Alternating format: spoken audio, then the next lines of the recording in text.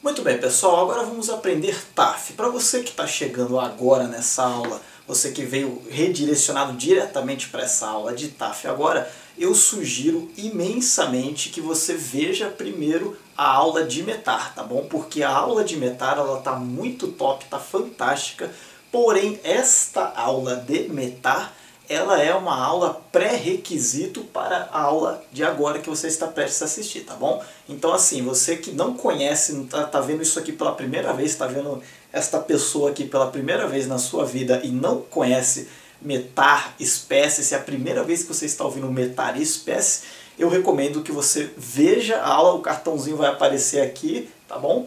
Você clica ali no cartãozinho e vai lá para a aula de METAR, tá? Porque aquela aula de METAR é um pré-requisito para essa aula de TAF, tá bom? Eu vou explicar aqui já partindo do ponto que você conhece a codificação de METAR, tá bom? Então, por exemplo, se eu chegar aqui no quadro e escrever algo do tipo assim, ó, vou esperar que você já conheça essa o que esse código significa, tá? Eu espero que você saiba que isso aqui significa poucas nuvens a 3.000 pés, tá? Eu não vou explicar isso novamente nessa aula porque a aula de METAR é um pré-requisito de TAF. Então, se você conhece toda a codificação do METAR, você sabe já qual é a codificação do TAF. Então, o objetivo dessa aula é simplesmente explorar o que o TAF tem de diferente do METAR, tá bom? Então, com isso a gente pode seguir. Só lembrando que se você quiser comprar o seu material didático, dá um pulinho lá na Pilot Shop Sorocaba, usa o cupom NAEV 2018, você tem 10% de desconto em toda a loja, tá bom? Beleza, pessoal, então vamos lá, vamos começar aqui. O que a gente tem no TAF que é diferente do METAR? A gente já viu lá que no METAR que ele é uma observação atmosférica, né? Então a gente precisa de uma pessoa, nesse caso um observador que trabalha lá na Estação Meteorológica de Superfície, que a gente viu, a EMS. E esse observador geralmente ele é uma pessoa que fez um curso lá no CPTEC, no INPE, para ser habilitado a fazer as observações, ou então ele é um técnico em meteorologia, né? Essa pessoa que faz a observação das condições nas estações. E que também pode ser um meteorologista, né? Agora, quando a gente trabalha com TAF, aí a figura muda um pouquinho, tá? Por quê? Porque o TAF, primeira coisa, o que significa TAF? Significa Terminal Area Forecast. Isso significa o quê? Significa previsão de área terminal. Você percebeu que o F ali, forecast, significa previsão. E previsão de tempo só pode ser feita por uma pessoa. Que pessoa? O meteorologista, tá bom? Você não pode fazer previsão se você não tiver um diploma de meteorologista, tá bom? Isso inclusive é crime, tá? Quem não é habilitado a fazer previsão de tempo é crime. É crime, tá? Porque a única pessoa habilitada a fazer previsão de tempo é o meteorologista, uma pessoa formada, graduada em meteorologia, tá bom? Essa pessoa, ela tem as suas atribuições, né? A profissão de meteorologista, ela está regulamentada pela Lei 6835, a Lei 6.835 de 14 de outubro de 1980. Foi essa lei que coloca lá todas as atribuições que a pessoa meteorologista vai ter na sua vida. Então assim, se o cara não é meteorologista, ele não pode. É crime fazer previsão de tempo se o cara não for meteorologista, tá bom? Mas como aqui a gente não quer fazer previsão, a gente só quer entender o que significa essa mensagem de TAF, então vamos seguir aqui. Então o que acontece? Este TAF aqui, ele só vai ser feito por um meteorologista que trabalha onde? Eu já sei que o observador atmosférico, que faz a observação METAR ou a observação espécie, trabalha na EMS, Estação Meteorológica de Superfície. O TAF, o meteorologista, ele trabalha num lugar que chama CMA. CMA, o Certificado Médico Aeronáutico? Não. Aqui é o Centro Meteorológico de Aeródromo, tá bom? Esse Centro Meteorológico de Aeródromo, ele pode ter 3 classes. Ele pode ser classe 1, classe 2, classe 3. O importante que você tem que saber disso é que lá no CMA, geralmente você tem um telefone que você vai encontrar quando você entrar lá no site da IS Web para fazer um voo. Você vai pegar lá, vou voar, por exemplo, para Guarulhos. Aí você joga lá para ler o NOTAM, ver o que tem de IP Brasil relacionado a Guarulhos. Quando você jogar lá, vai vir um telefone da CMA de Guarulhos. Por que vem um telefone? É para você bater um papo lá com uma pessoa qualquer? Não. Esse telefone da CMA, quando você ligar, vai atender um meteorologista e você vai poder tirar todas as suas dúvidas sobre como é que vai estar o tempo na sua rota, como é que vai estar o tempo no aeródromo de destino, e tirar dúvidas, por exemplo, você acha que essa frente fria que está chegando vai causar chuva lá onde eu vou pousar? Aí você tira as suas dúvidas de meteorologia, não para a banca da ANAC, a dúvida da banca da ANAC você tira aqui comigo, tá? Através do e-mail naevfs@gmail.com. Agora, quando você for voar, estiver na sua aeronave, quiser fazer o teu voozinho para saber se as condições de tempo na sua rota, no seu destino vão estar bem, você liga lá para a CMA do aeródromo que você está indo. Vai atender o meteorologista, ele vai te dizer como é que está o tempo em rota, tá bom? Mas tudo bem, por que a CMA ela é dividida em 3 classes? Porque a gente tem aqui ó, a CMA classe 1, classe 2 e classe 3. Isso daqui é como se fosse assim, a importância, entre aspas, de cada centro meteorológico. Você tem o de classe 3, é aqueles que são aeroportos muito pequenos, são aeroportos geralmente regionais, ou então aqueles que só operam VFR, que geralmente são aqueles aeródromos não controlados, né? Então é difícil você encontrar uma CMA classe 3, né? É bem difícil. Porque são aeródromos de pouco movimento. Então geralmente se o aeródromo é de pouco movimento, nem tem CMA lá. Mas de repente você pode encontrar uma CMA classe 3, você sabe que lá realmente é um aeroporto pequeno, só voo visual e pouca movimentação. A CMA classe 2 são aeroportos que a gente pode chamar de domésticos, tá? Os aeroportos domésticos com grande fluxo de tráfego aéreo, tá bom? Qual que é o exemplo disso daqui? É o clássico de Congonhas, né? Congonhas tem um grande fluxo de tráfego aéreo, todo dia tem mais aí de 50 voos na ponte aérea, então assim... Só que são voos locais não, são voos domésticos, ou seja, dentro do próprio país, né? E lá então teria uma CMA de classe 2. Já a classe 1 é dos aeroportos internacionais. Esses aeroportos internacionais, eles precisam ter lá na sua CMA um meteorologista sempre presente, tá? Então geralmente o que eles fazem? Eles trabalham em regime de escala, sendo que a sua jornada de trabalho dura 6 horas. Então assim, a cada 6 horas troca o meteorologista responsável por essa CMA. No caso Guarulhos e Galeão, que são os 2 grandes CMAs que a gente tem aqui no Brasil, são os classe 1, geralmente o que a gente encontra lá? Assim, você vai encontrar meteorologistas que ficam de 0 Zulu até 06 Zulu, de meia Zulu até 12 Zulu, 12 Zulu até 18 Zulu e 18 de novo a 00 Zulu. Né? Então você tem o quê? 4 intervalos durante o dia aí que vão trocar os meteorologistas responsáveis por essa CMA. Lembrando que esta CMA, esse centro meteorológico, no caso seria este CMA, né? Este centro meteorológico de aeródromo, ele estando lá no aeroporto que você quer voar, você vai ter um telefone para falar diretamente com o meteorologista. E este meteorologista, ele é empregado da Infraero, tá? Ele trabalha para a Infraero como meteorologista operacional. Ele vai fazer a previsão do tempo, ele vai fazer a confecção do código TAF e também vai fazer esse serviço de atendimento aos pilotos, tá bom? Beleza, então isso daqui é uma coisa que cai na ANAC, por incrível que pareça, cai lá qual que é a definição de CMA classe 3, classe 2, classe 1. Isso aqui também é importante você saber na sua vida de piloto. Tranquilo? Até aqui tá de boa, né? Então vamos seguir, vem aqui comigo. Então o que acontece? Já que o TAF, como eu mostrei para vocês, é uma previsão de área terminal. Lembrando que uma área terminal significa que é o seguinte, é para aquela terminal toda, não é só para um aeroporto. Ele faz uma previsão para uma área que vai englobar vários aeródromos. Um meteorologista vai fazer essa previsão para vários aeródromos, tá bom? Não é um meteorologista para cada aeroporto, tá? Se fosse isso, não ia ter TAF, tá? Porque já existem poucos meteorologistas no Brasil. Imagina se tivesse que ter para cada aeroporto, tivesse que ter um meteorologista, aí não ia dar. Não ia ter, a demanda ia ser muito maior do que a oferta de meteorologistas. Então o que acontece? Eles pegam uma área que engloba vários aeroportos,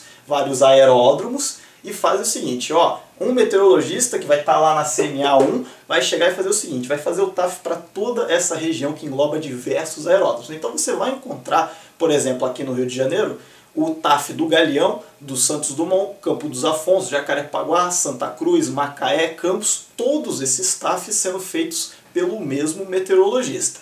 Isso acontece porque é uma característica do TAF, porque é uma previsão de área terminal, tá bom? Então, praticamente toda a terminal Rio ela vai estar sendo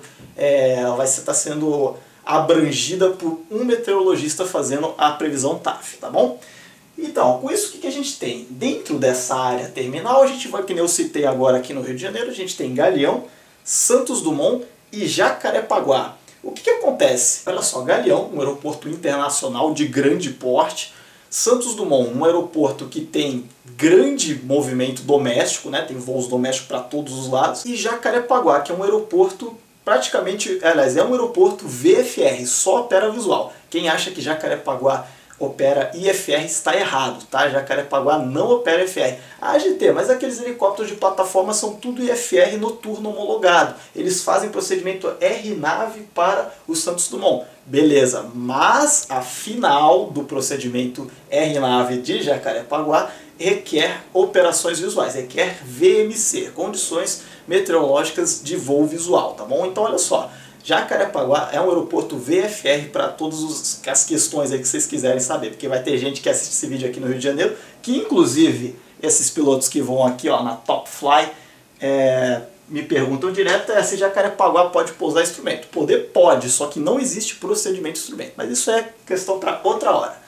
Olha só, então o que acontece? Eu tenho o Galeão, Santos Dumont e Jacarepaguá, 3 aeroportos bem distintos, cada um com a sua operação focada. O Galeão no internacional, o Santos Dumont no doméstico e o Jacarepaguá no visual local. O que acontece?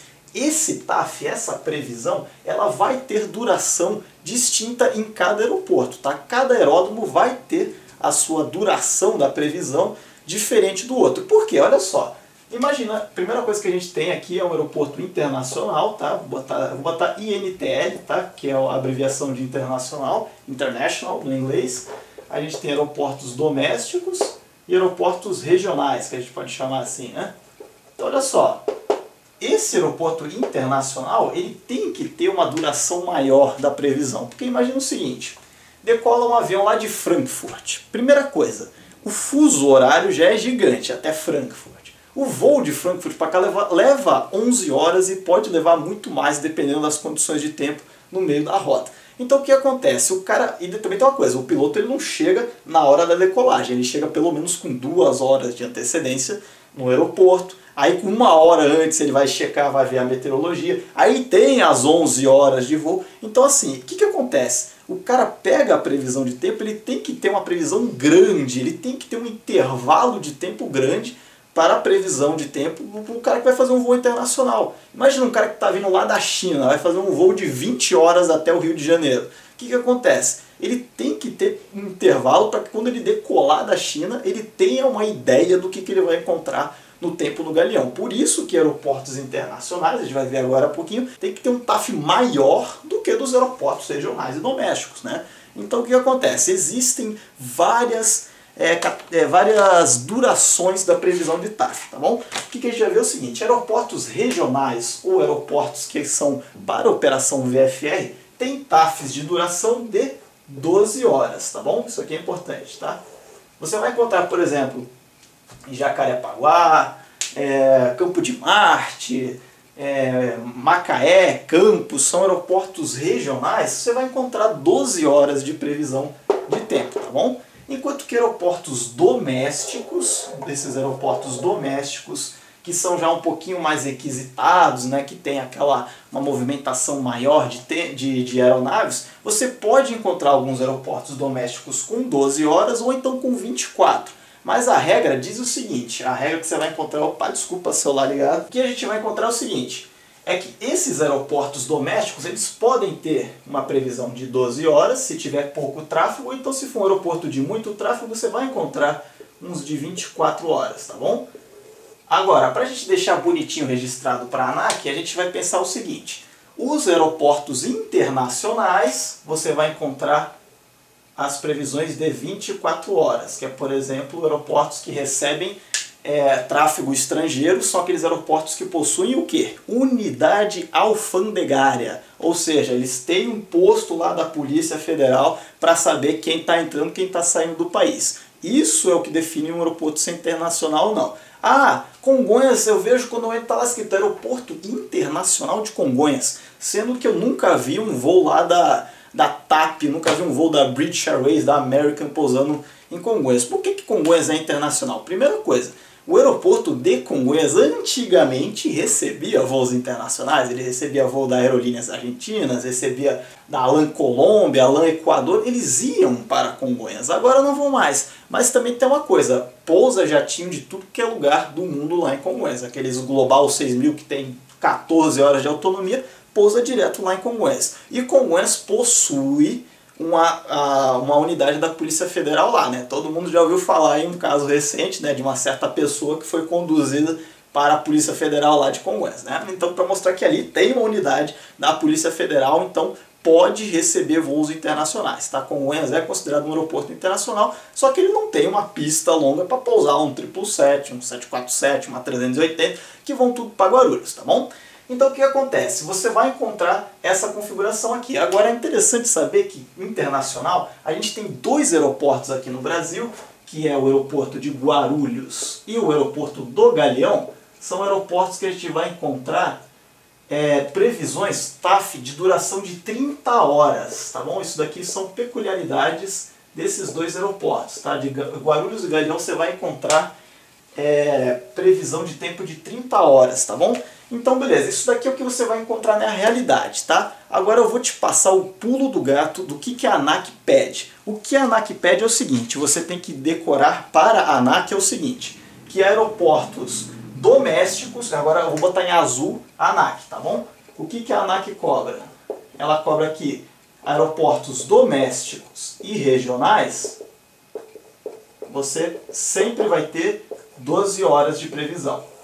Aeroportos internacionais, você vai ter 24 horas de previsão. Somente Guarulhos e Galeão, vou botar aqui embaixo, botar o código IATA para variar um pouquinho.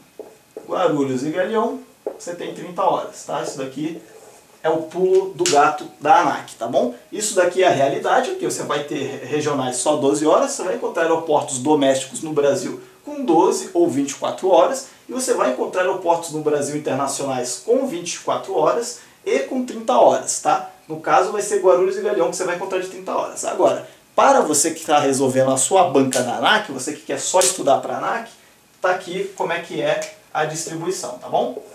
Domésticos e regionais 12 horas, internacionais 24 horas e Guarulhos e Galeão 30 horas de previsão. Beleza, pessoal? Tá tranquilo até aqui? Então vamos seguir. São as condições que você deve encontrar no dia 21 às 12 Zulu. Então eu vou botar aqui uma condição, vou criar aqui uma condição de tempo aqui para a gente começar a brincar, tá? Vou botar aqui, por exemplo, 27 a 0 graus, 0,5 nós, não é? Um vento aqui qualquer. Eu vou botar uma visibilidade aqui de 7.000 metros. Lembrando que isso aqui não é 7.000 quilômetros, é 7.000 metros, tá? Lembra que aquela 9.000 quilômetros o cara enxerga lá em Paris? Não, está botando aqui em metros. Vou botar aqui um